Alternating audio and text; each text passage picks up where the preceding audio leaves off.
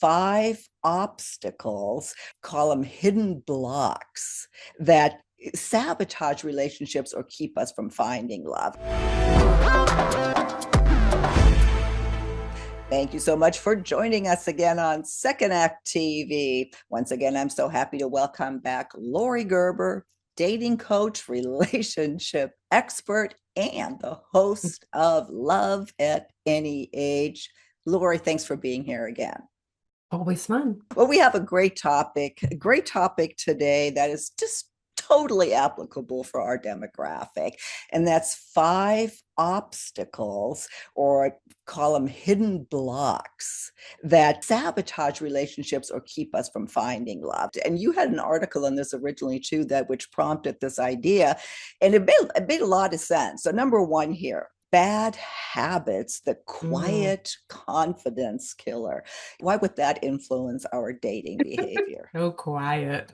It's so funny because we really do compartmentalize as people. We're like, we're just going to put that in the closet over there. Don't look in that closet. It shouldn't affect my dating that I'm not in control of my internet use or my porn use or my food use or my alcohol use or my drug use or my, picking at my cuticles or whatever it is. It shouldn't have something to do with it. But unfortunately, what I have learned from 20 years doing this and coaching people and just being a human on planet Earth is it's all connected, and you know it is. So you lose confidence when you give into a bad habit or you don't treat an addiction. You lose confidence, and you cannot project your most excellent, fabulous, beautiful, attractive self out to the world or a potential partner when you don't have it inside. And so we like to think it doesn't impact us, but one of the first things I go for in my coaching groups is, okay, what's that thing? What's that thing that's lowering your confidence that you do have control over? Mm-hmm. Exercise, food, drink, internet habits. I mean, it's really not a shopping, right? Like it's not a million things, but it makes a huge difference to get those back under your own authorship for the kind of confidence you can then project. And I found this really interesting too, that this affects women and men differently. This is where we differ. The 5 obstacles are the same, but how they might affect us is different. So I want to go into that just briefly. Like it says here that women, feel more shame or hide it or become apologetic and self-critical, which makes sense. And then how do men do it differently? Defensive and denial. Like no, but what's more important, and because I really want to normalize this, is women are drinking or eating to anesthetize feelings, right? That is, or shopping, right? So something like that going on where it feels bad, but you keep doing it because it's actually stopping you from feeling the real feelings and doing the real healing you need to do. Mhm. Men are usually feeling very guilty, depending on how they were brought up, about their porn use or about their money. Those are the kinds of things I hear from men, that if they get those under control and in the right context, then they feel better. I'm not saying the right answer to these things, because for each person, it's not about the quantity of usage of these things, substances, distractions. It's, are you using them so that you don't have to do the real work? Right. It's not that you can't use any of these things recreationally or as appropriate. It's just, how are you using it? I mean, my joke, honestly, Silka, back before I got my eating under control, was like, sugar was my true love. Mm. Like, it really was in the place of love. I would choose it over intimacy any day.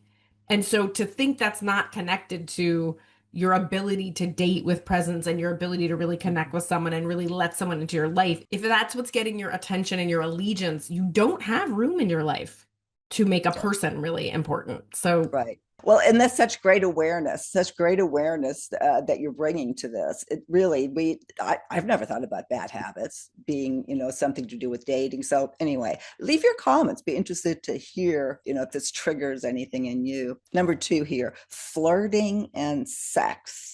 I'm not bad at this, but I'm rusty. Well, yeah, right, you yeah. probably are. Yes, I hear this all the time. Like, is it gonna work? Do I know how? Do I remember? Am I still gonna like it? I mean, it is, for those of us who are 50 plus and or been out of the game for a while, it really comes up as a confidence issue. And actually men and women, right? And so I'm forever sent, and I just send them right to your podcast because I'm forever sending men to go, like, you can brush up on your skills. Like, anyone can watch a video, read a book, and brush up on your skills. But the truth is, nobody is universally good at sex. What being universally good at sex or flirting is paying attention. That's all that means. Now, if you want to get good at it with the person you're trying to court, that is going to require practice and getting to know that person. So my main banner answer to that is go learn, right? Do your book learning, your video learning, your YouTube learning, just to build the confidence that you have the content, but the context or the approach and the mindset is more than half the battle. And that is, I'm getting to know this person. And again, I'm talking to every gender, right? What do people want? They want attention. They want to know they're being seen and heard. So that's the key to getting good at flirting and getting good at Yeah. sex. We actually have a couple of videos on flirting I with bet some you do. tips that make a lot of sense. I'll be sure to link to those too. And again, how men and women, how that might affect them differently. It says here women, they might be seen as trying too hard. Body image issues, I know that's a whole other video, Yeah, but yeah, body image or desirability, not believing that you're desirable right. anymore, or waiting for validation, not to have the man start first, not to make the first move. And the equivalent, then I'll let you talk to the men's issues here. Oh, I mean, it's finally coming out that women have been faking orgasms for a million years. So I think men are kind of like, well, am I good at this or not? I don't really know. And I actually ask my male clients, like, pretend you're in a lie detector test. Do you believe the orgasms? Like, do you? Because, there actually are physical cues that the woman is actually, you can't just go by the noises, right? You have to actually really care about what an orgasm is. And men are also really good at book learning and video learning. Like you really, Mhm. every man I've ever given that book, She Comes First, he eats it up. But he just eats it up. A man likes to learn how to win with a woman. So if you're gonna spell out in a book, it's really nice. So men improve their confidence with sex around that. Of course, you and I have both interviewed Joan Price. So if you want reassurance about whether or not an erect penis is necessary to be Yeah. confident in the bedroom, that will do that for you. And then in regards to flirting, again, I'm going to refer back to you've got to like yourself. If Mhm. you like yourself because you're proud of how you manage your life and your habits, then flirting is just noticing something and talking about it and Mhm. asking a question. That's all Yeah. flirting is. You do not need to be good at it. I think what men too, and then we'll go into the next one, is in this day and age, like not crossing a line. Is this going to be misconstrued, or and then just fear of rejection? That's normal. That's for both. So 100%. here, this other one. I don't think people think about. I think this is something that comes up, and you go, oh, it's family relationships. It says Sure. here the invisible saboteur. That how do family Mhm. dynamics interfere with dating? I'm going to put it right out there. There is competition. There Mhm. is competition for your attention. I even see competition with the dog or dogs, right? Like it's not just the mother, the child, the ex. The person who is looking for love over 50 wants a companion, wants Mhm. partnership, wants play, wants fun, wants travel, wants fitness, wants dining, Yeah. not incessant drama from your family or a bunch of interruptions. Or I literally just got a text from a client that's her daughter needs her to babysit her grandchild, but she had a plan to go away with her boyfriend's family. No. And then it's a mess. Everyone's mad. Everyone's mad and everyone's upset. Yeah. And because you're only one person and you only have 24 hours in a day and you can only be paying single focus attention on one thing at a time. So it's so important. And I talk about sort of assessing your partnership and your compatibility in advance based on those things because different kinds of people are compatible around family issues. Please don't put it past your dog, your kid, or your parent or your ex to Yeah. subconsciously or consciously Mhm. try to sabotage you building a partnership with a new person. Again here, how it affects women is, and you just said that, like the caregiving or personal desire torn between wanting to do something and then all of a sudden having to be there for your family on some level, or just feeling guilty about prioritizing Yes. romance, Yes. and feeling judged by your adult Right. children can be a Right. huge blessing, as they are in my life, Of at course. this relationship anyway. Me too. Me too. Right. Not the Well, one before. exactly. Exactly. And they can also save your ass if you're in a bad Yes. one, right? Yeah. I mean, you do not want to throw the baby out with the bathwater, No, right? Your no, family but is there forever for you. right. Like you said, right? It can be a huge blessing or it can also be a curse. And I don't even think the answer is like just don't let them, right? Because Mhm. we love these people. right? Currently, I have to choose between my aging mother, my young child, my two elder children, my husband, and my business, which is a baby that always needs a tit. It is a woman's specialty to figure out how am I going to keep all these people happy through communication, not through self-sacrifice. You. And I have seen friends, acquaintances, Hmm. whatever, where it's really, are you kidding me? You do Right. everything for them already. Yes, you have the right to go, no. That's You right. say no, learn to say no. And I think that's important that you don't have to do it every single time and be taken advantage Perfect. of. So Perfect. anyway, And don't forget how you demonstrating being happy in love is an amazing blessing and gift to your children. Don't yes. forget that. They need to see that. So even though they may want that short-term gratification of having your attention or your money or your babysitting or Mm-hmm. whatever, in the long term, them seeing you happy is a great advantage to them. So Mm-hmm. remind them of that. For men, like 2 points that I think are important is staying emotionally neutral. That family or adult children or something can keep you from making commitments, that you really want to make. So again, just think about that. Are these quiet obstacles, quiet blocks that are keeping you from moving forward? Yeah, this is one I see a lot, especially with men who feel guilty over their Mm-hmm. divorce, who Yep. maybe cheated on the child's mother and got to Mm. be the bad guy in the story. Because they have this ongoing guilt, they will not actually let themselves fall in love again or have a great love affair again. They have this allegiance to their children, especially their daughters, who might especially have them Right. feeling bad. And whereas I get that, right? It's a self-punishment. I understand you think you deserve some sort of punishment. Mm-hmm. I prefer you consider the actual consequences of your actions, losing your children's sense of trust or security or whatever, all the money you probably let go of in the divorce, like all of that. That is the recompense. Like you don't have to keep feeling guilty. That's double dipping, right? Like you can actually go get the lesson, right? Like Mm-hmm. whoops, right? I Yeah. I I did some things wrong. I learned from it and now stop feeling Mm-hmm. guilty and start showing what's possible in love. You went ahead and did the hard thing of getting out of a marriage. Now let's have something to show for it. Yeah, it's very individualized, it's very triggering. So again, I'm looking forward to the comments. Well, number 4 then, when the past is still renting space. I like the way that's put. Unfinished relationships that Yeah. you're not really over it. It's so hard because we want to be, right? It's like we think we are, we want to be, and we think if we say it, it'll be true. And this can be a bunch of, it can be the one that got away, right? Like truly Mm-hmm. a fantasy of who you were supposed to end up with. Mm-hmm. Obviously, you weren't because they're not here.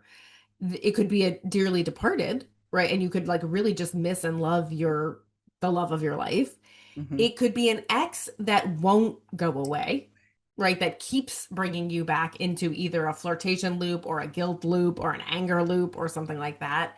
Any of those can equally be just distracting Mm-hmm. from the pursuit of new love. And the worst is when someone new comes in and you like them and they like you and they start sniffing out that they are not alone in the bed or in the house. Oh, And that is very threatening to most people. And right. it goes across genders, right? People Yeah. do not like when they have to compete with a ghost. No, absolutely not. Absolutely not. And with women, again, you tend to replay emotional moments too much, which is really, Mm, if your partner will pick up on that, or, thinking about, as you said, what could have been, and just see the past relationship as personal failure or inadequacy, that you're bringing those sorts of yep. emotions into a new relationship. And here, I'll let you comment on the men's thing, but yeah, the suppression of grief or disappointment.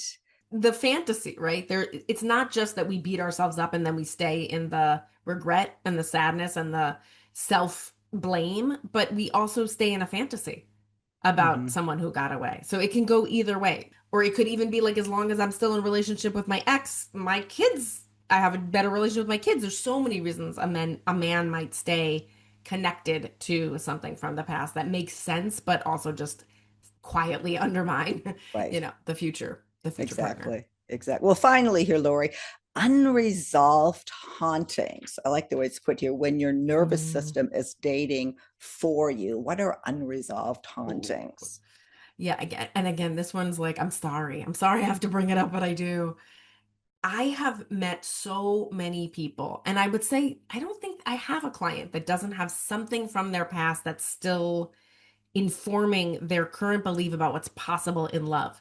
So it could be a breakup you had when you were a kid. It could even be a family issue that happened, or some sort of inappropriate behavior that happened, Yeah. which then fills a person with shame. And this happens across gender too, by the way. Right. I'm not even going to say that's mostly women. It's men too that experience something from childhood that brings them shame. They decide Mhm. something about themselves is unlovable. They have all the coping mechanisms that are not awesome in relationship. Yeah. And until that thing gets addressed and resolved and truly, Mhm. let's call it reparented or re-experienced in a mature way, it gets you in trouble because it limits what you think is possible for you in love. Right. Right. And I think you hit all these points that are said here. Like, women tend to internalize blame more, shows up as over analyzing. Oh boy. Yeah. We Mm, do tend to overanalyze. And then that feelings of abandonment are quickly activated. Boy, that makes sense. They say men here disassociate or emotionally shut right. down and just won't, avoid vulnerability. So that, yeah, that makes a lot of sense. Yeah. I hope we brought out some things that resonated. I say this so often that you learn something new in these segments every time. You'd think, oh my goodness, I never thought about this. So I hope Right. that happened as well. Lori, how would you end this? What would you like to leave with our audience on this topic? I think sometimes we can feel overwhelmed by the number of obstacles or the depth of the obstacle. But as you know, I have 34 obstacles to finding and maintaining healthy love. Nobody has all 34 obstacles. Most people have between 10 and 15. That's my clinical view. And each one does have a step-by-step process to work through. And that's very hopeful, right? It means that if you are stuck, you're not stuck forever. You're stuck by choice. And the choice is I don't want to look at it. I don't want to feel the feelings. I don't want to do the work. Good news, you can change your mind anytime and the work will be available to you. Lori, thank you so much. As always, I will link to all of your information. And incidentally, I don't know if we emphasize this enough. You do work with men. So please check the show notes because Lori has men's groups, actually. That might be helpful if you prefer that over perhaps one on one. Either way, Lori's contact information is below. And then please make sure you check out her new podcast, Love at Any Age, right here on YouTube. Watch and subscribe. And I'll see you next time, Lori, on Second Act TV.